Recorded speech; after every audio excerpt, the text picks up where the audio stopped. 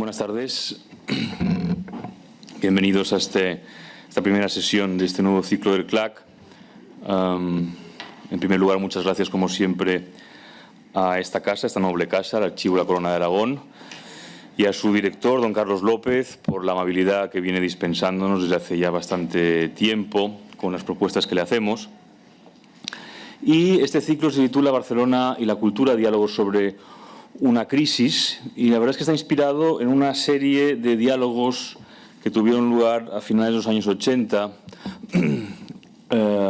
y que se publicaron en el Ayuntamiento de Barcelona. Aquí tengo uno de los ejemplares.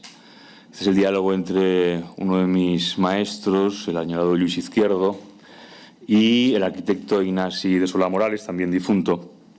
Y si uno echa una ojeada a lo que eran los diálogos que se publicaron, pues en fin, en el primero era Mario Campmany con Pascual Maragall, está también J.B. Foix con Narcís Comadira, está Eugenio Trías, está Xavier Miserac con Colita, Tàpies, Isidre Moles, Jordi Llobet y Josep María Civit, Lluís Permanyer, Joan de Sagarra, etcétera, etcétera.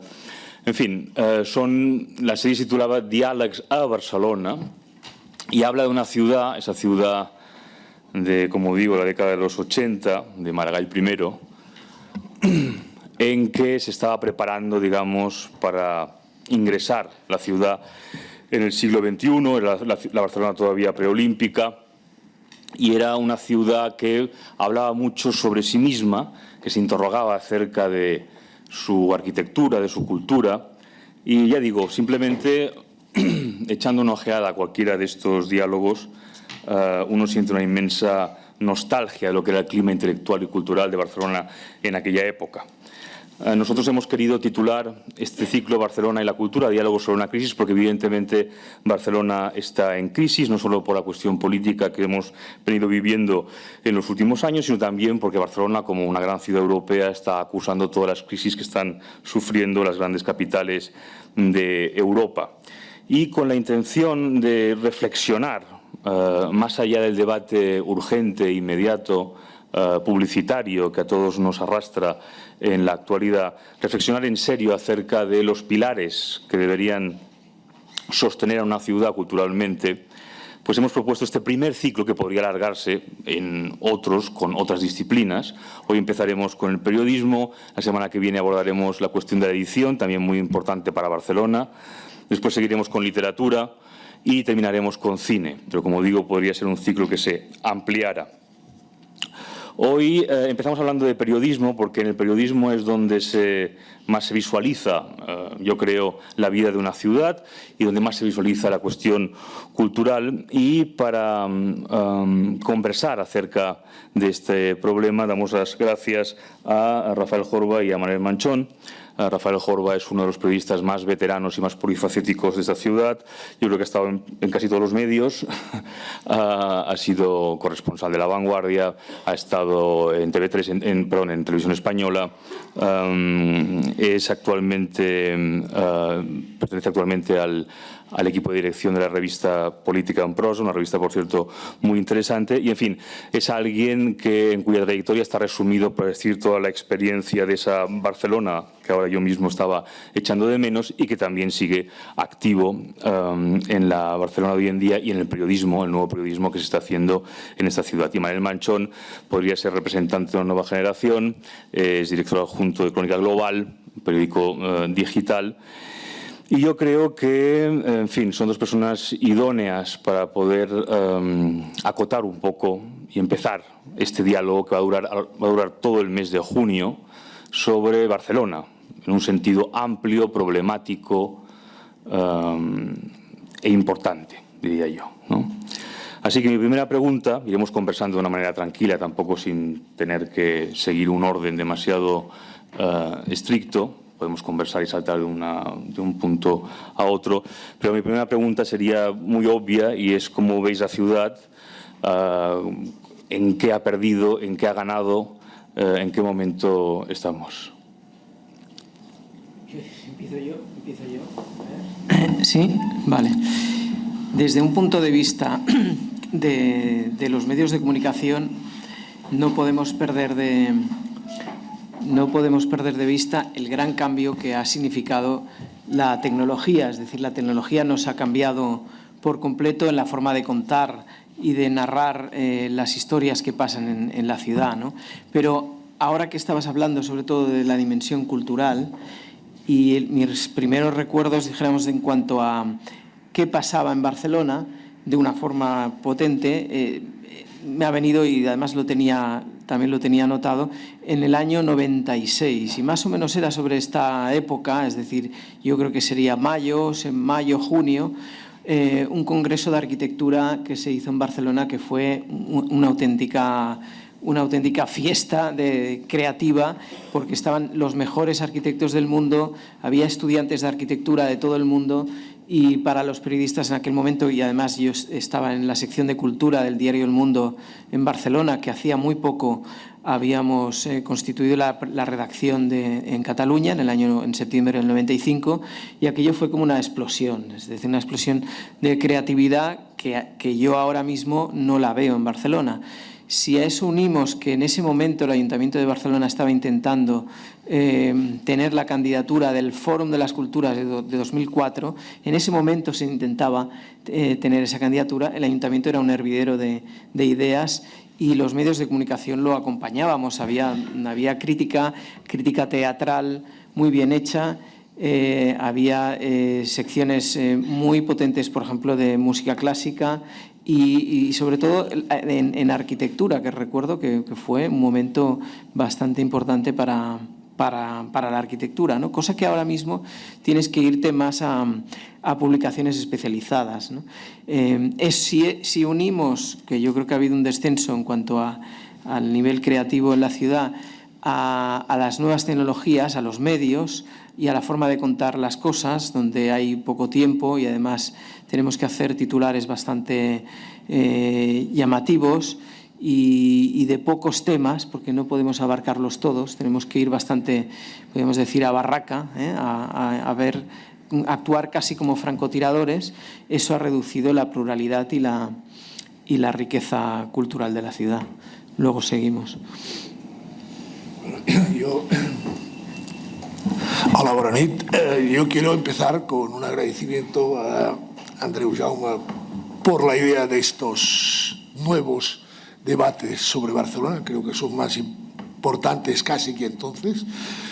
Quiero agradecer también al Archivo de la Corona de Aragón y a su directora, Carlos López, que nos acoja en ese diario, y hacer una reflexión primero sobre el archivo o sobre la Corona de Aragón, que creo que pese a las piedras centenarias que nos rodean y que nos acogen, es de una modernidad absoluta en su concepción, en una concepción confederal, que alguien ha hablado incluso de la Corona de Aragón como una Commonwealth avant la lettre, dijéramos, y creo que para administrar la diversidad del siglo XXI podríamos encontrar en la Corona de Aragón instrumentos muy útiles en sus 700 años de historia. Hago este apunte que creo que se me entenderá. Segunda reflexión. Yo no soy de Barcelona, yo soy de Igualada, capital de la Noia, y empecé como corresponsal de Mundo Diario. Digo, para corresponsal de Mundo Diario. Mi primer acto importante en el año 75, aún con Franco vivo, fue la inauguración del túnel del Bruc, que entonces era de sentido, no de doble sentido, sino sentido único, con el entonces príncipe de España, don Juan Carlos de Borbón, para Mundo Diario. Digo, para ponerlo en perspectiva. ¿Qué era para mí Barcelona visto desde Igualada? Barcelona era la libertad. Era libertad. Eso es una cosa que creo que hemos de reivindicar. Y además, en la historia de Igualada, desde el siglo XIV, fue declarada por el rey Pere el Cerimoniós como carrer de Barcelona. El carreratge era una institución que equiparaba a las ciudades de Cataluña, que eran carrers de Barcelona, con Barcelona y con su Consell de Cent, y se libraban así del yugo feudal. Es decir, sobre Igualada había intereses dels vescomtes de Cardona y con esta institución, con el carreraje, siendo carrer de Barcelona, se igualaba en derechos y deberes con la capital catalana. Y por eso hago también esta digresión histórica para, visto desde Cataluña endins, que para muchas personas Barcelona era, en la historia, es y debería seguir siendo sinónimo de libertad. La siguiente cuestión sería, por supuesto, ¿cómo habéis visto la transformación de vuestro oficio, el periodismo? Lo digo porque tenemos dos perspectivas complementarias por una cuestión de generación y es muy interesante que nos deis vuestra impresión de cómo, no solo desde un punto de vista tecnológico, que es evidente, eso también hablaremos, me interesará hablar especialmente del lenguaje, lo que ocurre con el lenguaje periodístico, que creo que es algo realmente que afecta al periodismo, digamos, en todo el mundo y que es algo particularmente problemático. Pero antes quisiera abordar la cuestión de cómo ha evolucionado el oficio del periodismo y particularmente además en Cataluña y en Barcelona.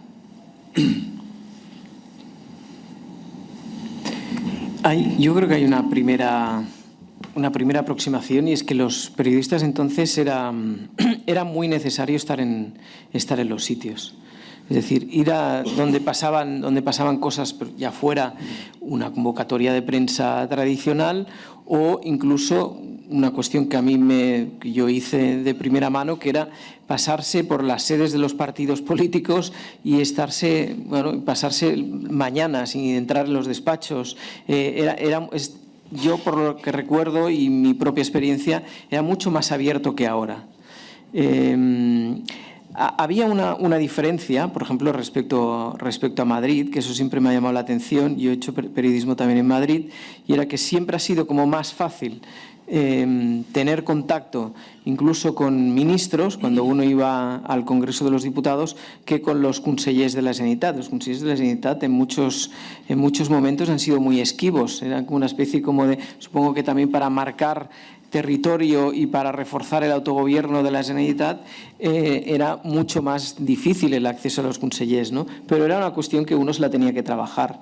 Es decir, el periodista tenía que conseguir esa confianza, y eso pasaba por ir a los sitios, por hablar muchísimo con las fuentes, en mi propia experiencia, fuera en política o fuera en la sección de cultura o fuera en la sección de local en Barcelona, en el ayuntamiento. Yo me he pasado horas en el ayuntamiento, en las sedes, en bares con concejales. Es decir, ese trabajo de estar con las fuentes, yo creo que eso se ha perdido muchísimo, y esa sería una primera diferencia que la marca también, porque lo decías, Andreu, el cambio tecnológico, pero sobre todo también la propia exigencia que nos pedían entonces y que nos autoexigíamos los propios periodistas.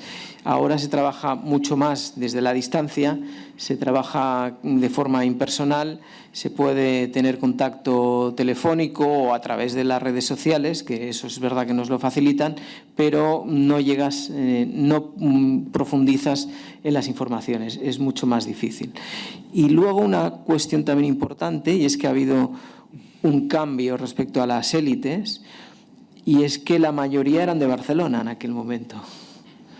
Y es verdad que ha habido una transformación como esas propias élites, y tienen un punto a favor, que son mucho más plurales, es decir, vienen del conjunto del territorio catalán, ¿no? Entonces, eso para mí ha sido también una transformación, porque ha sido, por ejemplo, en el campo de la política, políticos que regresaban de noche a sus lugares de residencia, cosa que a los propios periodistas nos llamaba mucho la atención hace unos años, porque se vivía y se trabajaba en Barcelona, y todo pasaba en Barcelona. Eso empezó con Carod Rovira, ¿no?, que se iba a Tarragona. Carod Rovira, Bargalló, que fue el conseller en cap cuando Carod tuvo que irse porque después de lo que pasó con aquel viaje a Perpiñá. Es decir, ha habido una nueva élite que procede del territorio catalán en su conjunto y que ha afectado no solo a un partido, sino a la mayoría de partidos. Para mí eso sí ha sido un cambio, porque todo pasaba realmente por Barcelona y ahora no es así. Ahora no es así. Yo quisiera abordar una cuestión previa, es decir, cuando yo empecé, yo era corresponsal de Mundo Diario, en el Anoia, y Mundo Diario tenía corresponsales en toda Cataluña. Es decir, la información comarcal estaba muy presente en la prensa de Barcelona. Existía después las secciones de local, con grandes maestros, María Eugenia Ibáñez,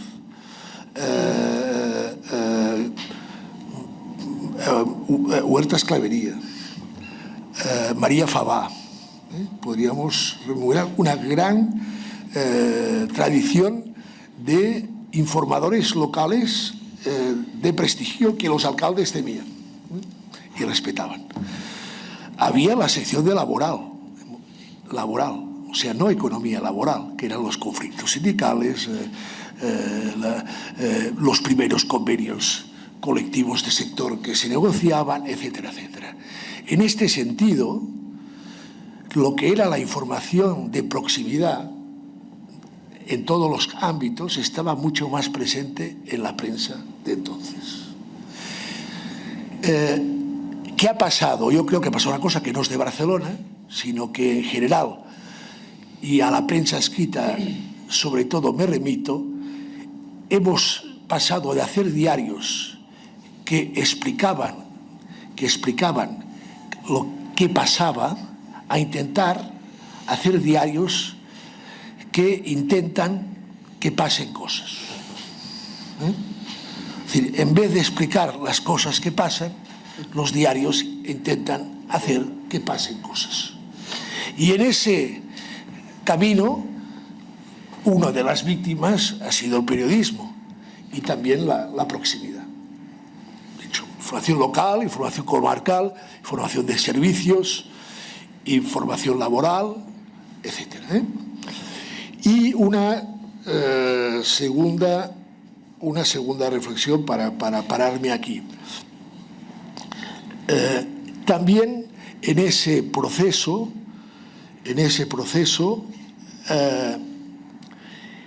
ha ganado más peso la opinión que la información.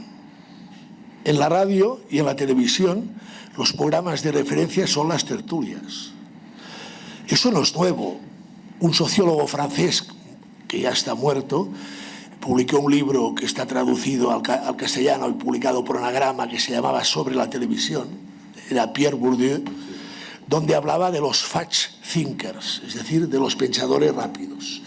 Como el fast food, pues el equivalente al fast food en el pensamiento. Es decir, esos tertulianos, de los que yo he formado parte, ahora estoy una mica retirat, de los que yo he formado parte, que somos capaces de hablar de la última crisis del petróleo y de la reproducción asexual de la cucaracha de Nueva Zelanda. Lo conocemos todo. Bueno, entonces, ese es otro fenómeno. Y ese fenómeno ha dado la vuelta también a un principio del periodismo, que era las opiniones son libres y los hechos son sagrados. Ahora hemos dado la vuelta a ese principio del periodismo. Ahora las opiniones son sagradas y los hechos son libres. Ahora las opiniones son sagradas y los hechos son libres. Y aquí está, lo dejo aquí. Para añadir, porque sí, Perdón. Para añadir, porque es verdad que ese fenómeno existe, es una realidad, es una gran diferencia. No podemos establecer una frontera, es decir, pues esto pasa desde hace 5, 6, 7 años, pero sí que tú vas viendo en el día a día una transformación. Por ejemplo, a la hora de titular, se pasaba tiempo buscando el verbo preciso, porque era mucho más intentar llegar a lo que realmente ha pasado, ¿no? Y había discusión sobre eso. Ahora los títulos, bueno, pues lo que intentamos también hacer es vender un determinado relato, ¿no? Y eso nos condiciona como medios, Pero también, y aquí es el debate que podríamos establecer, sería quién ha dado el primer paso, es decir, lo hacemos porque nos están pidiendo eso o porque nosotros les estamos ofreciendo eso, que es la gran pregunta, ¿no? Y que en economía se puede reducir como que la oferta genera la demanda. Es decir, ¿somos nosotros quien generamos esa demanda o realmente hay una demanda cierta y real sobre esa forma de actuar, ¿no? Lo que es evidente es que por el impacto de las redes sociales y de la televisión, primero de la televisión y después de las redes sociales, cada vez la información debe ser inmediata, emotiva, simple y espectacular. Vuelvo a repetirlo: inmediata, emotiva, simple y espectacular. Por eso, un filósofo francés, se llama Michel Lacroix, explica que los periódicos o los periodistas construimos las catedrales emocionales. Mira, la última catedral emocional podría haber sido el incendio de Notre Dame. A partir de ese incendio, esa catedral emocional movió un caudal de solidaridad en Francia que no es equiparable con las demandas de otros muchos sectores sociales en crisis en Francia y en el resto del mundo. Es decir, los periodistas somos los nuevos arquitectos de esas catedrales emocionales, donde todo es emotivo, inmediato, emotivo, simple y espectacular. Dos referencias. Giovanni Sartori habla del paso del Homo sapiens al Homo videns, al Homo que ve, y Lacroix habla también del Homo sentiens, del Homo que siente, del hombre que siente. Y en ese territorio estamos. Y para finalizar, eso vale para Barcelona, vale para Cataluña, vale para el resto de España, para el conjunto de España, y vale para Europa y el mundo occidental. Si en vez de habernos invitado a Manel, a mi amigo Manel Manchón y a mí, hubieseis invitado a un sociólogo, a un politólogo, y le hubieseis preguntado ¿cuál es el reto del siglo XXI? Seguro que hubieran respondido: administrar la diversidad o administrar la complejidad. En el siglo XXI tenemos unas sociedades que son más complejas desde el punto de vista cultural, lingüístico, religioso, etc. Y entonces aquí hay una gran disfunción. Es decir, ante esa complejidad hay una simplificación de los formatos. O sea, y eso afecta al periodismo, pero afecta también a la política. Es decir, tenemos una realidad social mucho más compleja y tenemos unos formatos mediáticos mucho más simples. Lo he dicho antes: inmediatos, emotivos, simples y espectaculares. Y entonces, desde esa perspectiva, yo creo que hay una contradicción entre esa administración de la complejidad o de la diversidad y esa simplificación de los formatos, es decir, que plantea un problema irresoluble. Incluso un programa de la televisión pública de hace unos cuantos años se llamaba 59 segundos. Sí. 59 segundos. Y era un debate en el que cuando llegabas al minuto 59 se te bajaba el micro y no se te oía. ¿Os acordáis? Es decir, la televisión pública hizo un debate a la medida de los fast thinkers de los que hablaba Bourdieu. Entonces, ante cuestiones complejas, en un minuto funcionan las respuestas simples. ¿Y qué son los populismos que acechan Europa? Son las respuestas simples a los problemas complejos.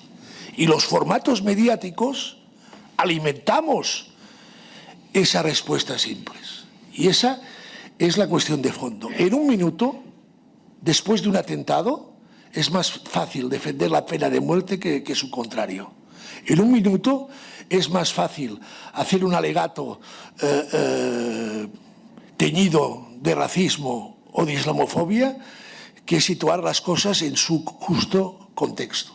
Es decir, la simplificación de los mensajes, esa contradicción entre esa mayor complejidad social y esa simplificación de los formatos mediáticos está en el fondo también el auge de las respuestas simples a los problemas complejos que caracterizan a los populismos de todo signo y bandera.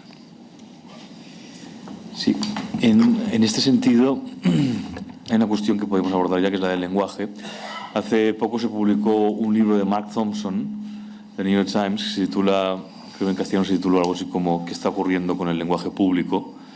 Y que es muy interesante, porque es un periodista más o menos de tu generación, Rafael, que habla cómo se ha ido degradando el lenguaje periodístico, el lenguaje público en general, en Estados Unidos y en el mundo occidental, pero él habla de su experiencia en Inglaterra, sobre todo él es inglés, aunque trabaja en Estados Unidos, en Inglaterra y en Estados Unidos desde la época de Reagan hasta ahora. Lo que ha ido viendo cómo el lenguaje se ha ido degradando de una manera absolutamente tremenda. Y que incluso eso ha sido incorporado y asumido por parte de los políticos muchas veces, ¿no? Y cuento una anécdota muy elocuente de una entrevista con Hillary Clinton, que antes de que el micrófono se ponga a grabar, están hablando de distintas cuestiones y la conversación es interesantísima y muy compleja, además. Pero en el momento que aquello empieza a grabar, las respuestas empiezan a ser consignas. Y eso es algo que ha afectado, por supuesto, al periodismo, al debate público y a las intervenciones parlamentarias. Y está afectando mucho también al periodismo, lo que tú aludías, Manel, a los titulares, al contenido, a la lectura, a la rapidez.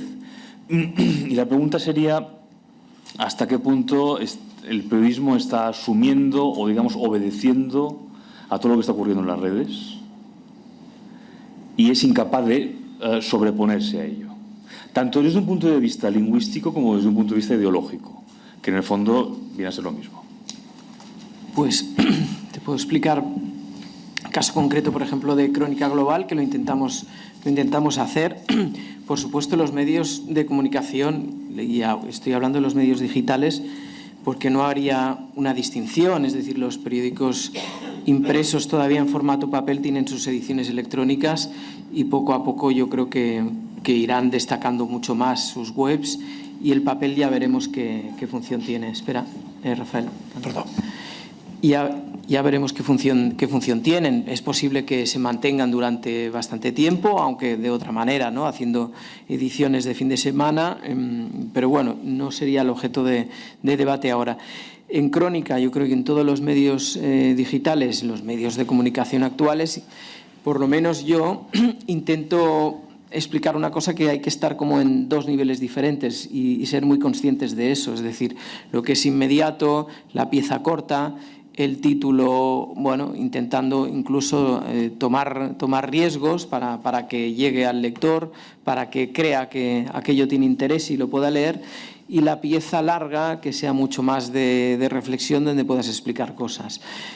Yo lo hago concretamente, bueno, lo hacemos en Crónica Global con las entrevistas de los fines de semana, que se llama Conversaciones sobre Cataluña, donde han pasado y pasan gente de muchísimo nivel, ¿no? Profesores de Derecho Constitucional, escritores, políticos ya veteranos que no tienen por qué vender ningún mensaje.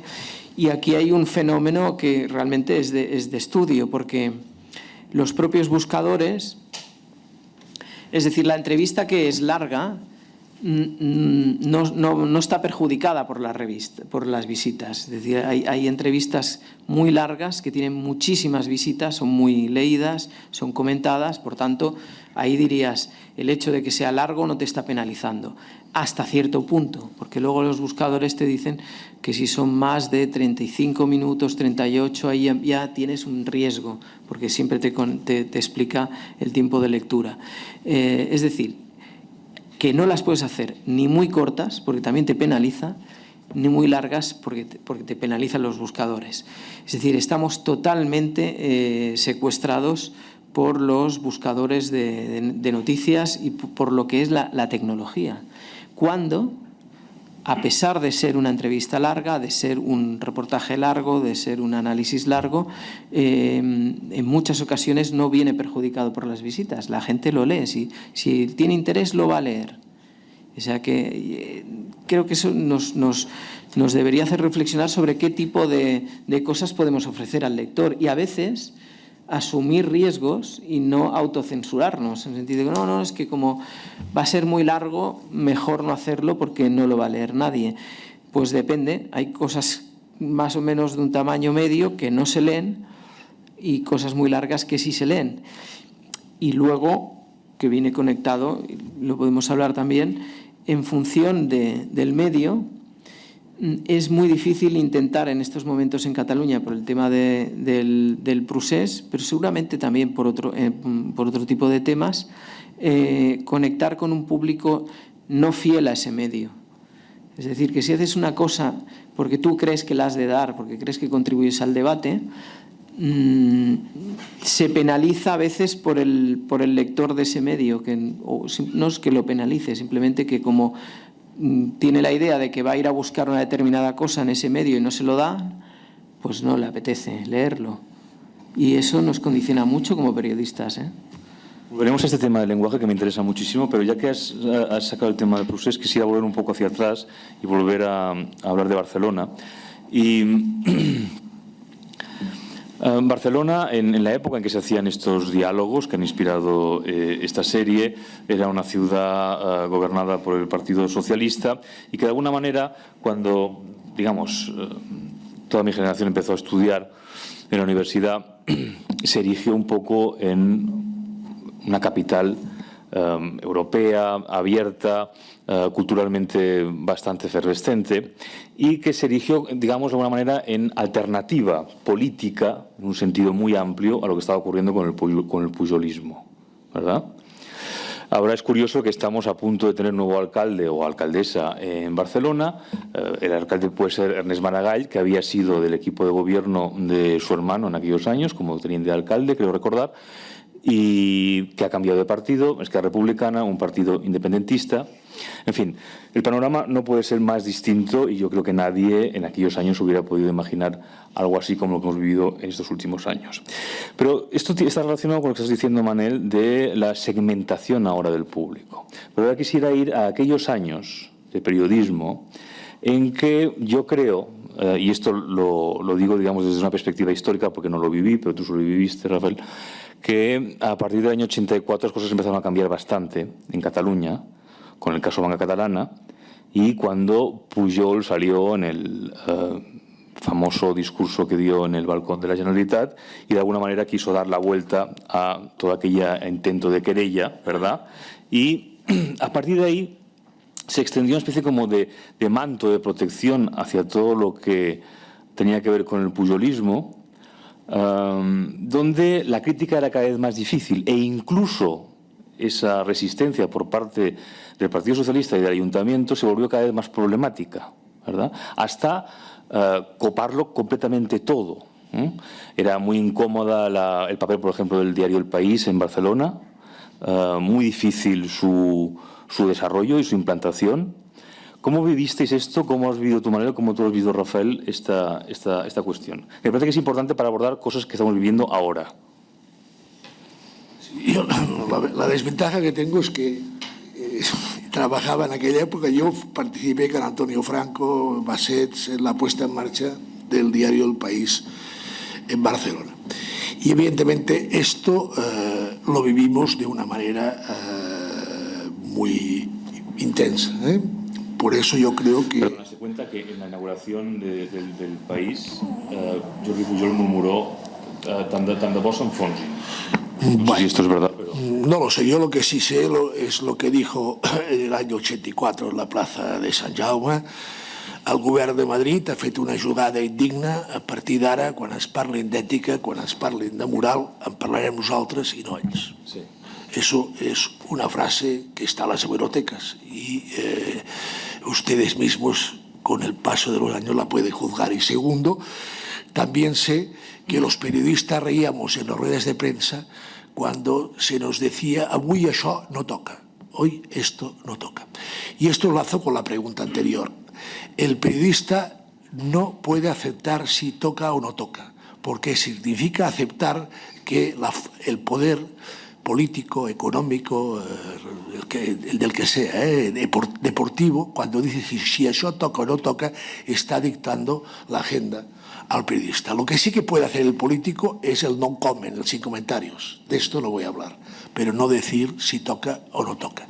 I quan se decía si toca o no toca, nosaltres ens fèiem un fara de riure. Bueno, pues eso es así. Por eso yo, cuando se me pregunta sobre el pujolismo, digo una respuesta muy sencilla que sorprende a mis interlocutores. Es lo que la política y el periodismo no hicieron en 23 años, que ahora resuelvan la justicia. Esa es mi posición y aquí lo dejo. Segunda cuestión, en el tema lingüístico y ideológico que planteabas. Ha habido, primero en el tema lingüístico, ha habido un empobrecimiento del lenguaje. Por ejemplo, los filólogos serios están preocupados incluso por el empobrecimiento del lenguaje en TV3, es decir, el empobrecimiento incluso del catalán que se utiliza, también del castellano que utiliza las ediciones escritas, y eso está muy ligado al fenómeno web y a la simplificación de la que hablaba. Y después, en el plano ideológico, ha habido cambios fundamentales.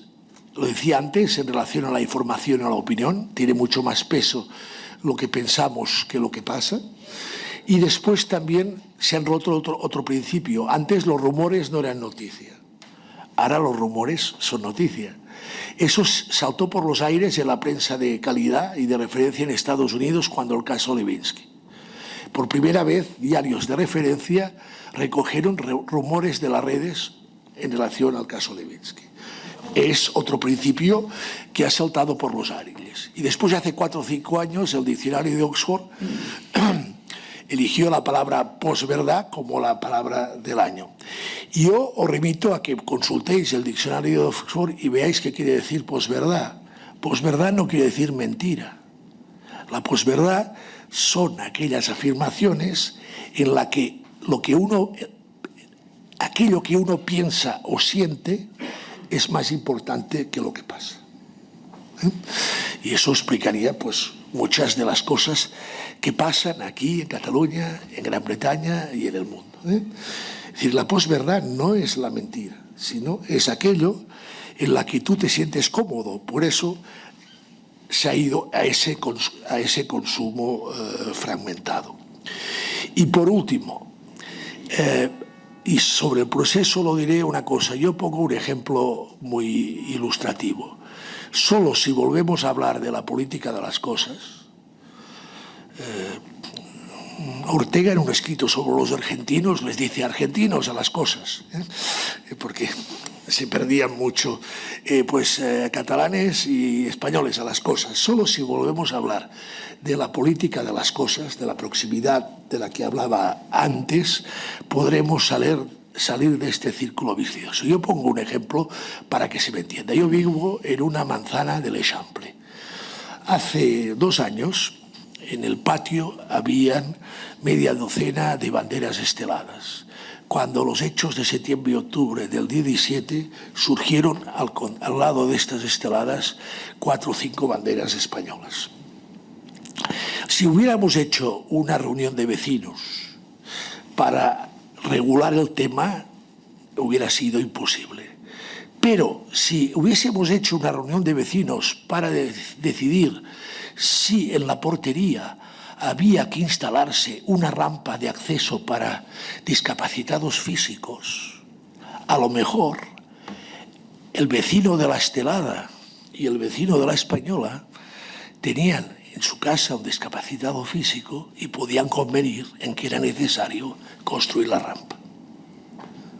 Es decir, yo creo que la política de las cosas, y en eso el periodismo tiene su labor, aquello que es próximo, aquello que es cotidiano, aquello que afecta a la calidad de vida de los ciudadanos, es el banderín de enganche para rescatar a la ciudadanía de esta subasta emocional en la que se encuentra inmersa, por unos y por otros.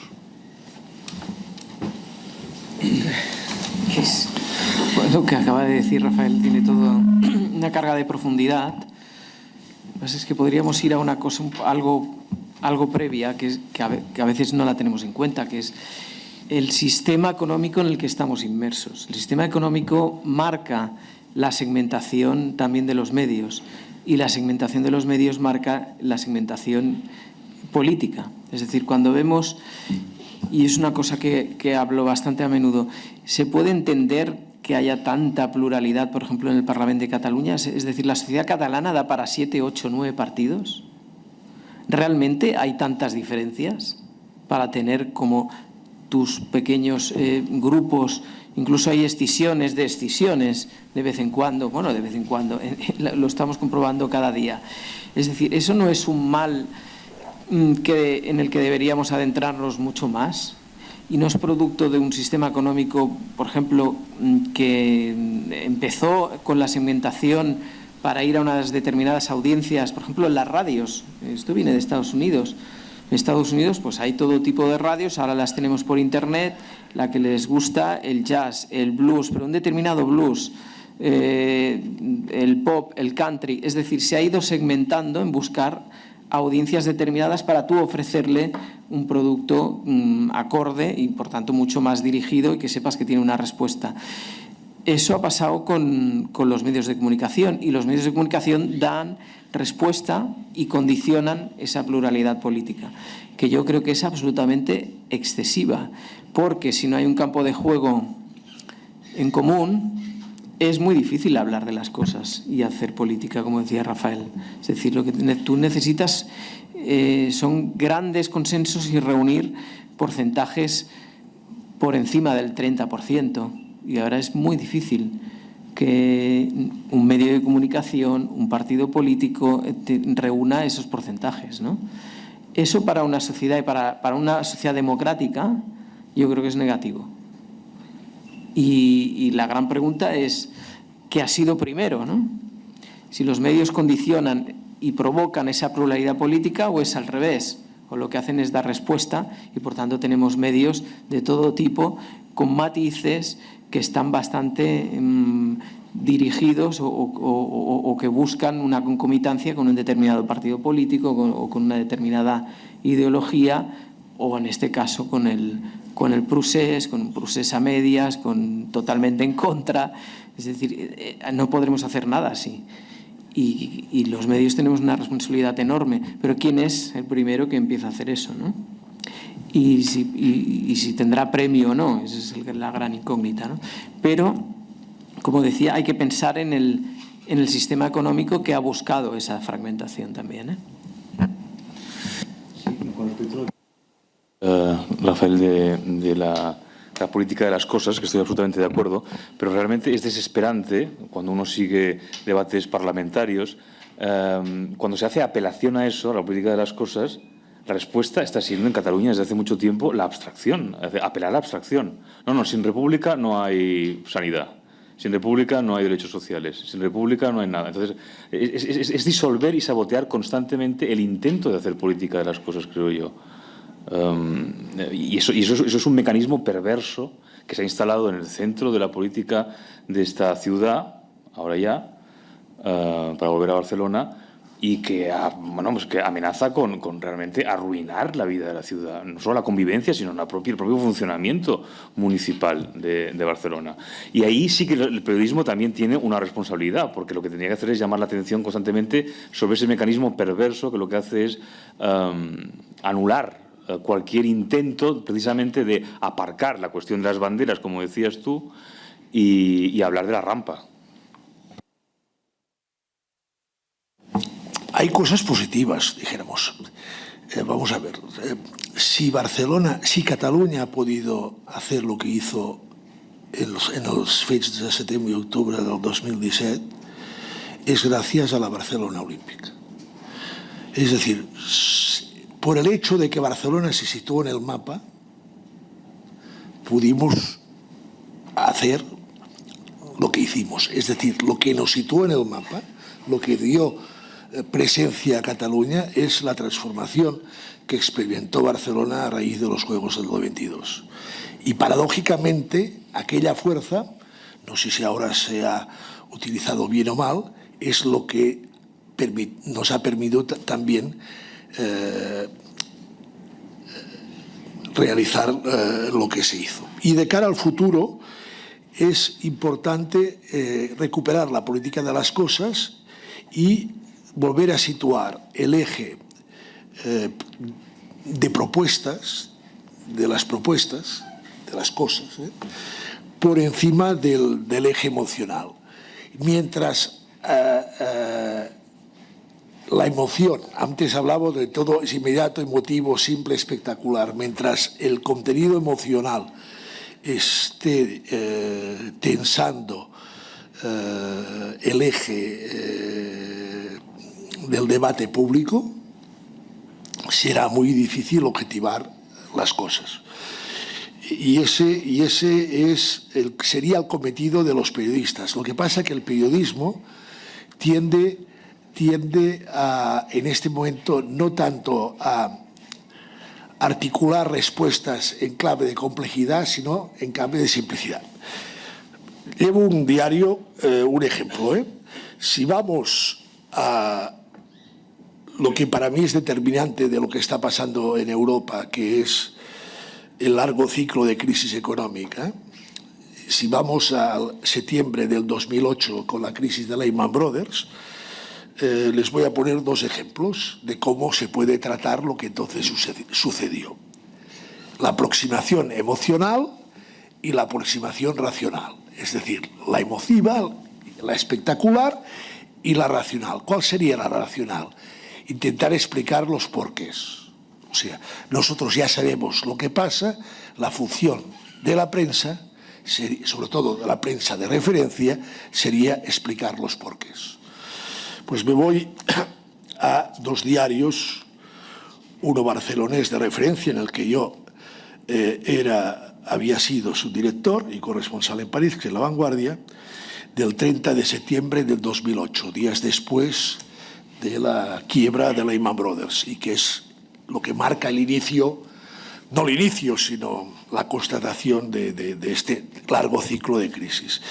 Y el otro es el Le Monde del 1 de octubre, del día después.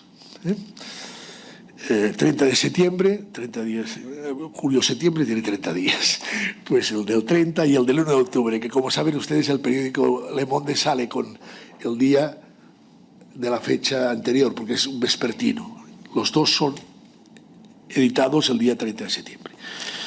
La Vanguardia. Crash. Esa es la aproximación espectacular. Pero esta aproximación espectacular de un diario de referencia, interpretativo y situado en un espacio o en un segmento tranquilo. Crash. El Congreso de Estados Unidos se revela y veta el plan Bush, pero que apoyan Obama y McCain.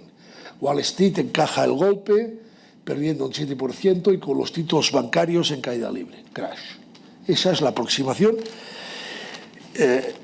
emotiva, lo he dicho antes, inmediata, emotiva, simple y espectacular. Puede haber otra aproximación. El diario del mismo día, Le Monde. Crisis. C'est que l'Europe peut faire, lo que Europa puede hacer. Subtítulo. Remedios. Les propositions de 6 économistes pour enrayer une faillite générale du système financier. Remedios, las propuestas de 6 economistas para poner coto a una quiebra generalizada del sistema financiero. Son dos aproximaciones. ¿De acuerdo? Esa te da más clics en la web, te posiciona mejor en el mercado. Esta es una respuesta en claves de por qué, en claves de reflexión, en claves de no echar leña al fuego, sino poner sobre la mesa elementos de reflexión. Son dos vías, pero no he sacado ningún diario tabloide característico de la prensa amarilla. He sacado dos diarios de referencia para ilustrar esto desde la distancia. Perdóname que me haya alargado, pero es que si no, no nos entenderemos. Poniendo ejemplos prácticos.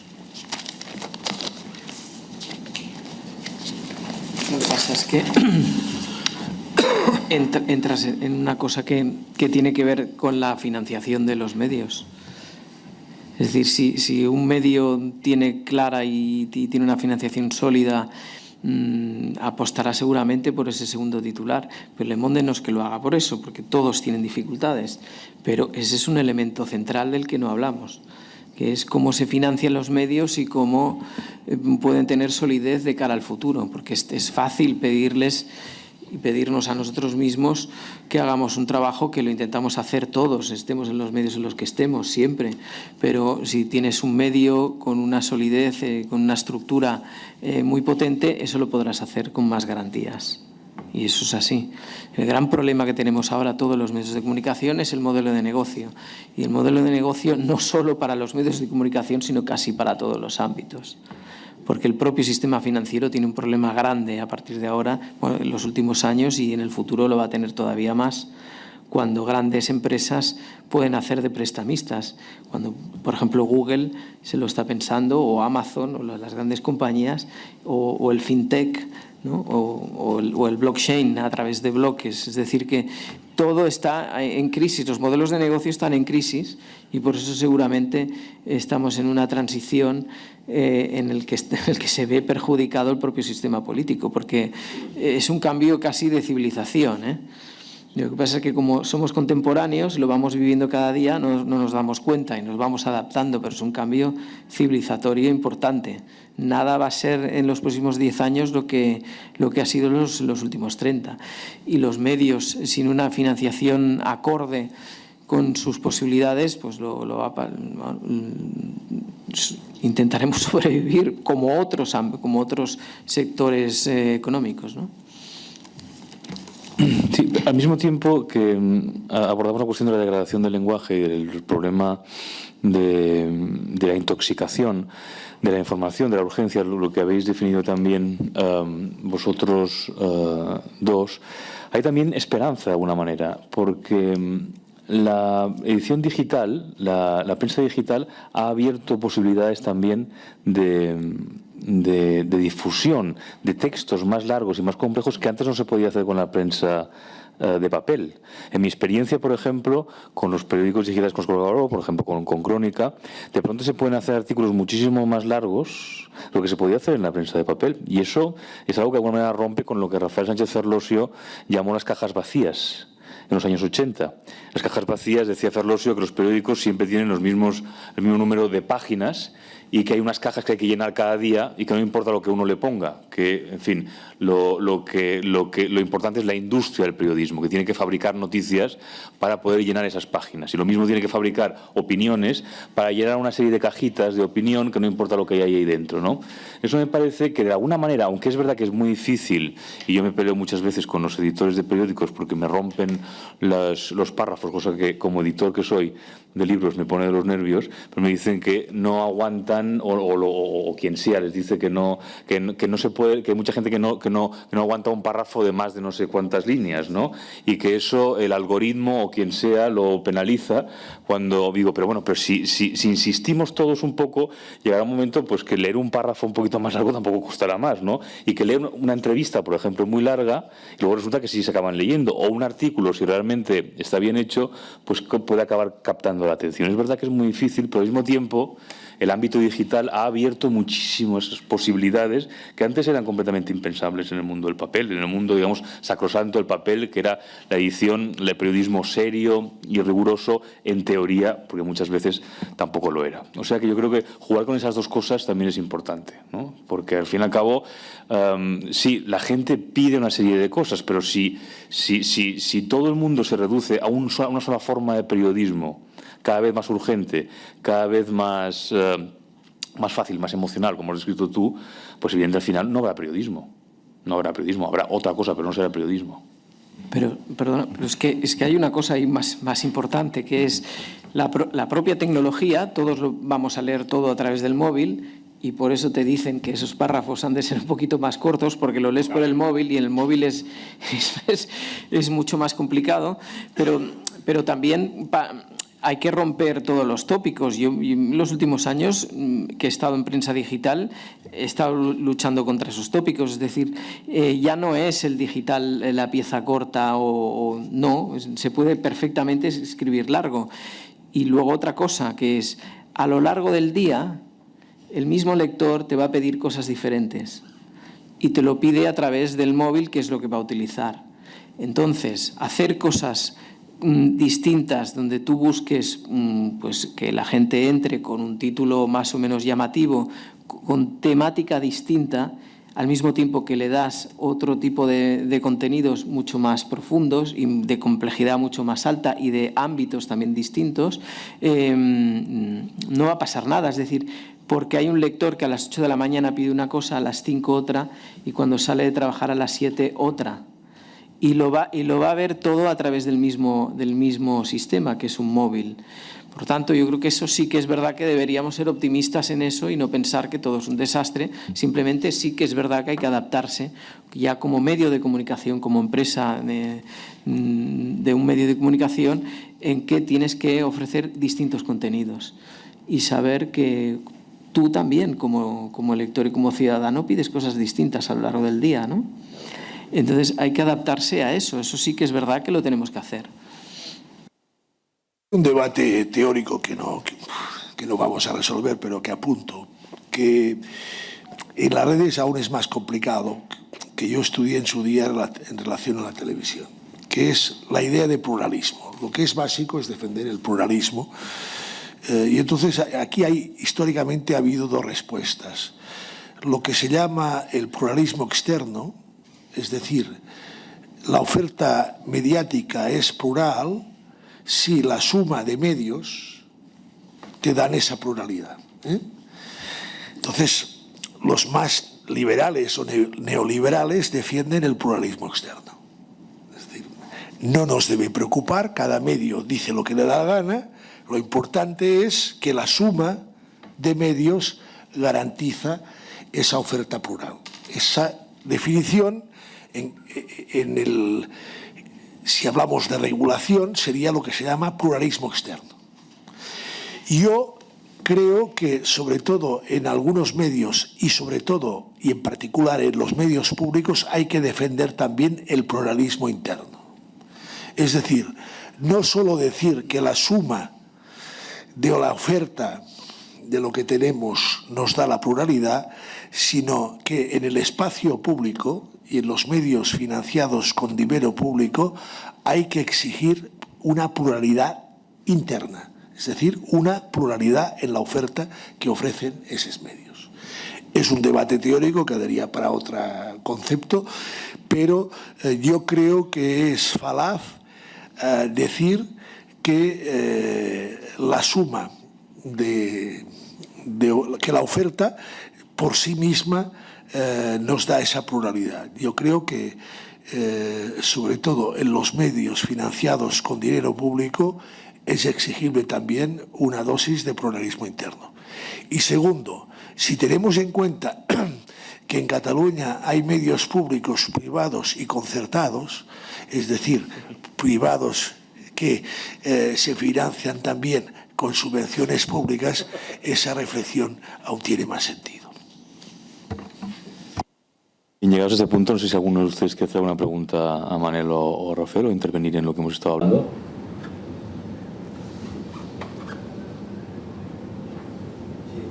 Sí. Bueno, en relación a lo que ha dicho antes Alejandro, de que los consejeros antes eran más servicios, yo quería hacer una reflexión de este exceso careo entre periodistas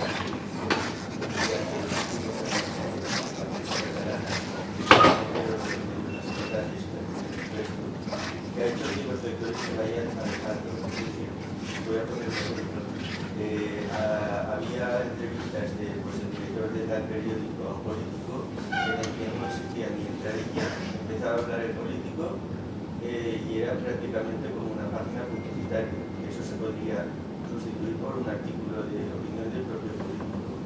En los últimos años hemos visto artículos de políticos en la prensa que sustituyen a piezas que podrían haber hecho periodistas y también artículos de políticos presos. Entonces, y esto relacionado con la simplificación del mensaje que aludía Rafael Llorba, que con aquel programa famoso de 59 segundos en que se intentaba decir lo mínimo posible, pero hay la contrapartida y es Al Rojo Vivo en La Sexta, en el que parece que lo que se intenta es alargar al máximo un discurso que no llega a nada, es decir, se pasa de un político a otro sin ningún rumbo ni concierto, un político está hablando 15 minutos con el otro, y creo que uniendo lo que decía respecto a medios impresos y respecto a audiovisuales, siempre también hace que el espectador y el lector sale de esos medios.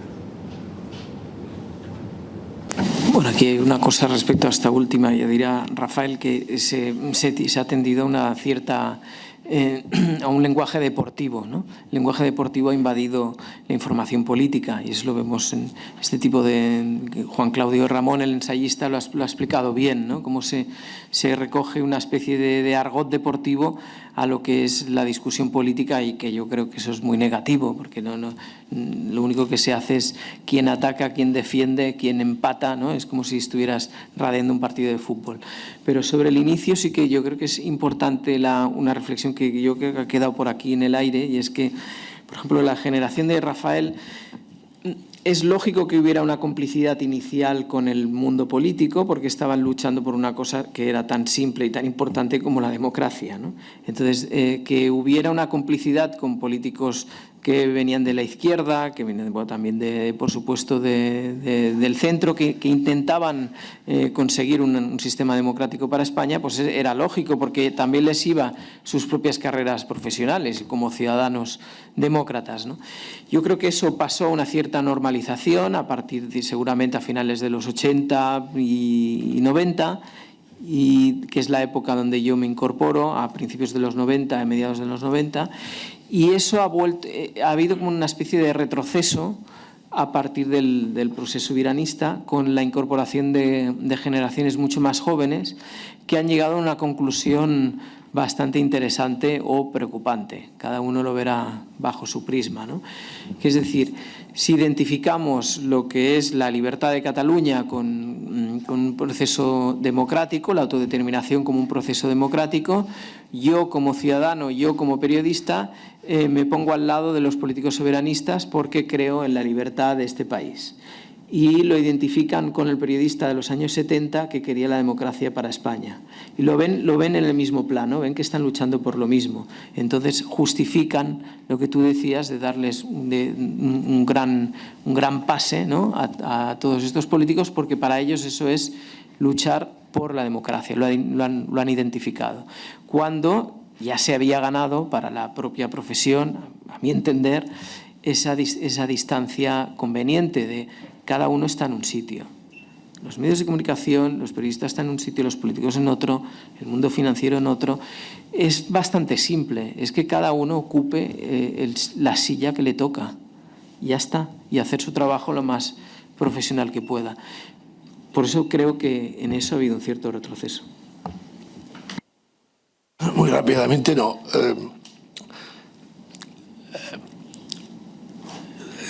El periodismo de los años 80, 70, 80 podía tener un problema que era lo que yo califico de síndrome de la Asamblea de Cataluña. Es decir, era el síndrome de colaborar en lo que era la transición y la pretransición política, y en ese sentido los periodistas vivimos aquel síndrome.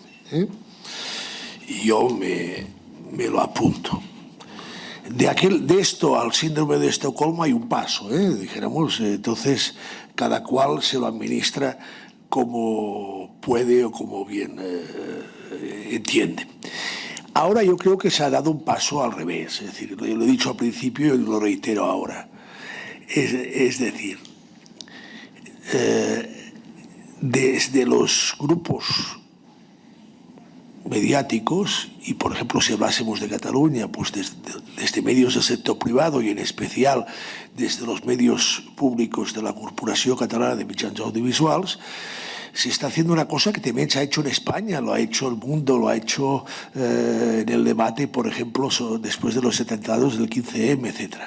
Lo que decía al principio, que ya no explicamos lo que pasa, sino intentamos que pasen cosas. Intentamos hacer que pasen cosas. Y en eso yo creo que es peor que aquellos síndromes que he definido antes. Es decir, hemos renunciado a explicar lo que pasa e intentamos dictar la agenda o intentamos hacer que pasen cosas. Y segundo, para responderle también a su pregunta de los 59 segundos y del rojo vivo. El problema de los 59 segundos es lo que le decía antes, que en democracia el debate debe ser en tiempo y forma y debe ser contradictorio. Si, por ejemplo, hiciésemos una democracia en directo, a través de Internet, en debates de este formato de 59 segundos, las respuestas serían muy alarmantes.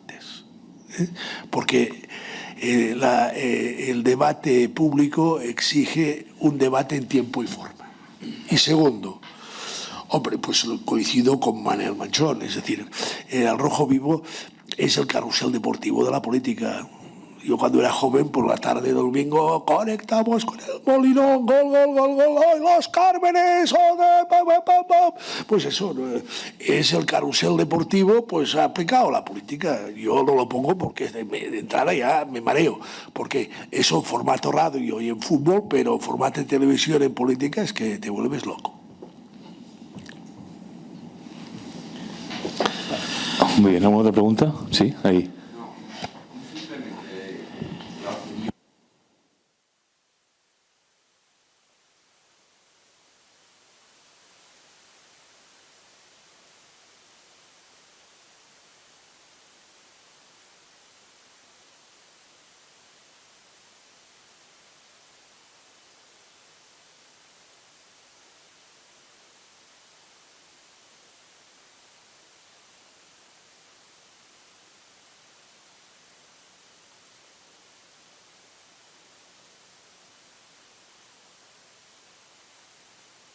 Estamos situados en la posverdad, que le decía antes, en la que pesa más como yo lo vivo o como yo lo siento que como es. Sobre presos políticos, pues usted encontrará la definición establecida por las resoluciones internacionales, los tratados, etcétera, etcétera, de lo que es un preso político y de lo que es un político preso. Pero es que aquí ya le digo, pesa más. Y me sitúo en lo que decía antes sobre la posverdad. Pesa más cómo yo veo, cómo yo siento una situación que cómo es. Y entonces los medios se sitúan en ese terreno. Y después también no hacemos una explicación. Por ejemplo, en su día se nos dijo que la autodeterminación era el primero de los derechos humanos. En la Declaración Universal de Derechos del Hombre no sale la autodeterminación. Sale en una declaración posterior de derechos civiles, etcétera, etcétera, que tiene distintas interpretaciones, que sale el derecho a la libre determinación y que en su sentido estricto de derecho de autodeterminación se ha aplicado a los países bajo situación colonial, apartheid, ocupación extranjera y militar. Eso es la jurisprudencia de Naciones Unidas. Pero claro, si cuando alguien dice, y a la hemeroteca me remito, no me lo invento nada, que es el primero de los derechos humanos, claro, lo que tendría que hacer el periodista, yo lo hice en un artículo, pero ya ahora solo hago artículos de opinión, es explicar que en la Declaración Universal de los Derechos del Hombre no existe el derecho a la autodeterminación. El primer artículo del derecho del hombre dice: el hombre tiene derecho a la libertad, no puede... búsquenlo. Entonces, sí que tendríamos la obligación, cuando se dicen cosas inexactas, de encuadrarlas y de referenciarlas, ¿eh? Eso sí que deberíamos hacerlo. Yo, por ejemplo, para poner un ejemplo bien distinto, y perdonen que me alargue, ¿no? Hace muchos años, cuando Duran Lleida estaba en el Govern de la Generalitat, que pasó fugazmente por él, presentaron, después de una reunión del Consell Executiu del Govern de la Generalitat, una ley para crear la provincia única en Cataluña. ¿Se acuerdan? Que también Fraga lograba en Galicia la provincia única. Y era una ley del Consell Executiu de la Generalitat, todo el mundo tomó nota, y yo, pues, en vez de tomar nota, le hice una pregunta. Dice, sí, y esta ley exige una reforma constitucional. Respuesta de Duran Lleida, no. Entonces quiere decir que si hacen la provincia única y no reforman la Constitución, Cataluña, que tiene ahora 16 senadores, se quedaría con 4 y perdería 12. Porque saben ustedes que los senadores, no los autonómicos, sino que los que se eligen por sufragio universal en las elecciones generales, son a 4 por provincia. Si no hay una reforma de esa ley, Cataluña pasa a ser provincia única, entonces se queda con 4 senadores y pierde 12. Entonces Duran me dijo, lleva usted razón, tendría que hacerse un ajuste constitucional. Y evidentemente ni ajuste ni constitucional ni nada. Se terminó la legislatura, la ley decayó y aquí paz y después gloria.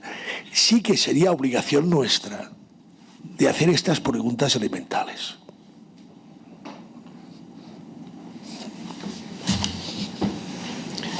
Sí. Sí. Dos cuestiones de la que planteamos. Primero, felicitaros, creo que ha sido muy interesante.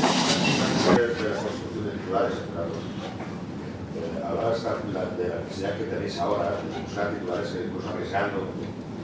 Yo sí que creo que el tema de los titulares es importante, sobre todo en los tiempos de jornada. Es decir, porque al final una noticia, cuando es información, el titular es importante que refleje la información y no la opinión del periodista o de la línea editorial del medio que lo difunde.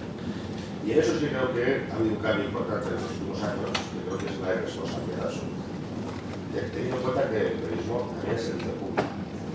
Es más, debería ser servicio público. Ahora no las puedes enseñar. Ese era un tema. Y dos, no para de sorprenderme que haya noticias de una gravedad extraordinaria que pasen absolutamente como si fuera algo natural, ¿no?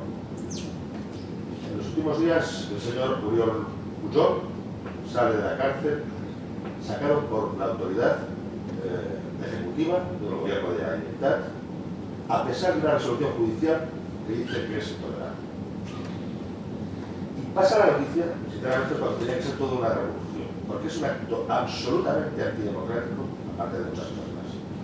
Y el periodismo, pero todo el periodismo, porque me gustaría ver a alguien que peleara frente a ese tipo de acciones de una manera visible. No sé qué opinas en ese sentido. Digo porque es que hay cosas que son sorprendentes.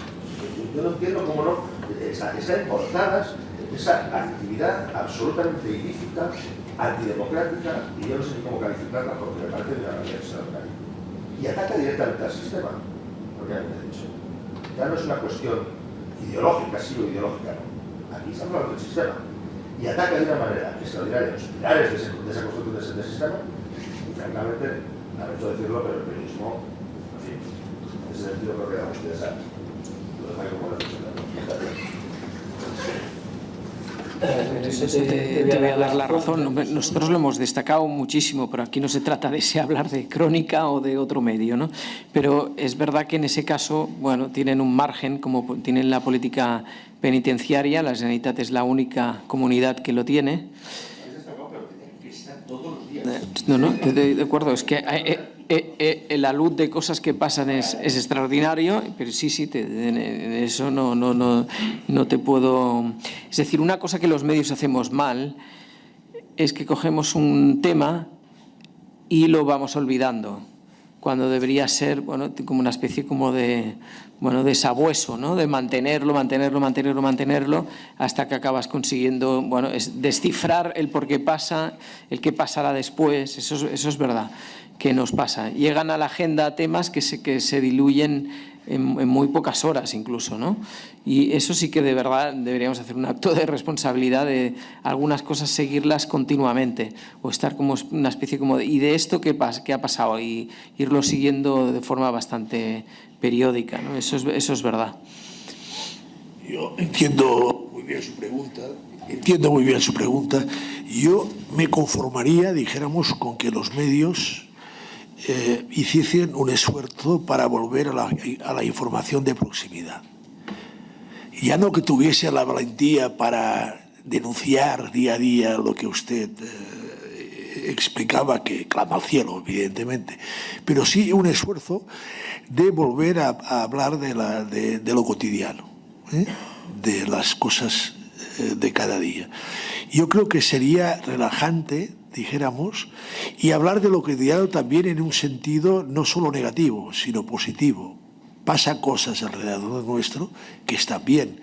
Hay asociaciones, trabajo del voluntariado, hay muchas cosas que tienen éxito. Hay historias que son ejemplares en pequeña y gran escala o mediana escala. Es decir, reivindicar lo cotidiano para salir de este bucle vicioso, de este círculo vicioso en el que nos encontramos. Yo me daría por satisfecho si se volviera a hablar y si lo cotidiano volviese a tener presencia, y no solo en negativo, porque evidentemente uno de los problemas del periodismo es que en la primera clase, no sé, Manel, porque es más joven que yo, pero en mi época se decía que noticia no es cuando un perro muerde a una niña, sino cuando a un niño, sino cuando el niño muerde a un perro.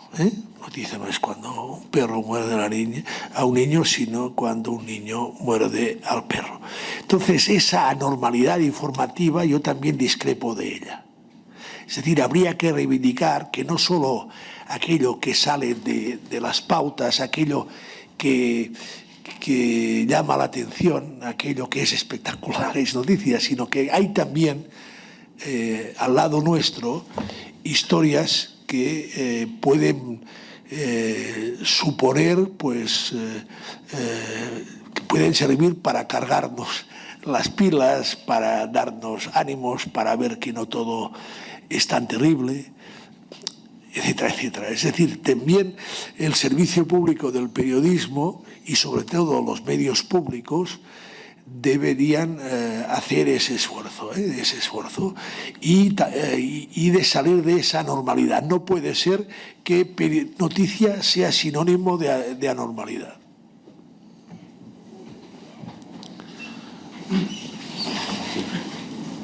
Yo le quería hacer la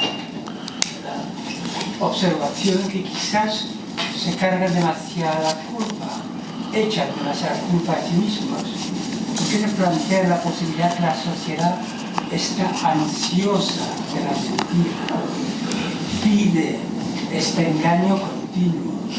Esta es la realidad que quizás podrían, por lo menos para limpiar a su conciencia. No, yo esto lo ha dicho Manel antes y yo... No, eso es la historia del pez que se muerde a la cola, que es primero el pez tal, o que es primero el huevo o la gallina. Es verdad que puede, pero no podemos echar la culpa sola a la sociedad. Por ejemplo, yo viví unos años en Francia, era corresponsal en París. La televisión pública, en concreto la segunda cadena France 2, hacía los sábados por la noche o los viernes un programa de referencia que primero se llamaba Apostrophe y después tuvo otros nombres, dirigido por Bernard Pivot, que era un programa sobre libros. y en el que venían premios Nobel de todo el mundo y cada semana había un debate a fondo sobre libros. Evidentemente, este programa se llegó a consolidar y tenía una audiencia en prime time, porque hay gente que le interesaba esta cuestión. Si usted ese programa a la primera semana o al primer mes, lo único que cuenta para mantenerlo o no mantenerlo en antena es el audímetro, la audiencia que tiene, pues lo va a cerrar.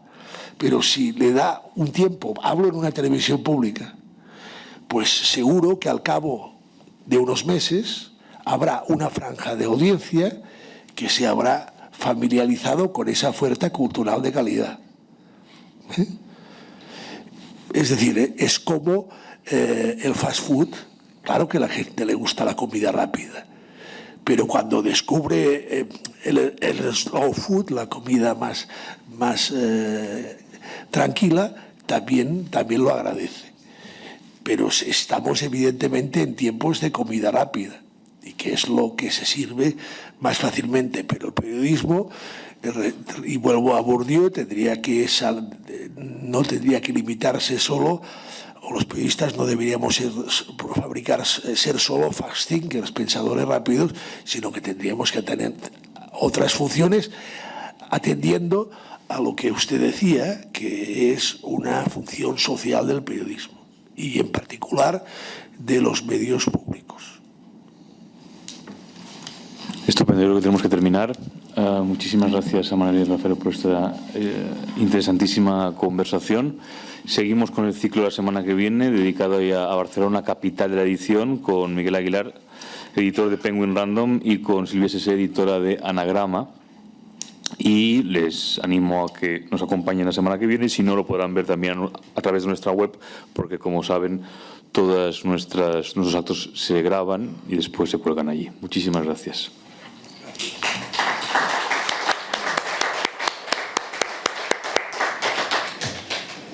Bueno, muy bien, estupendo, fantàstic. Molt interessant.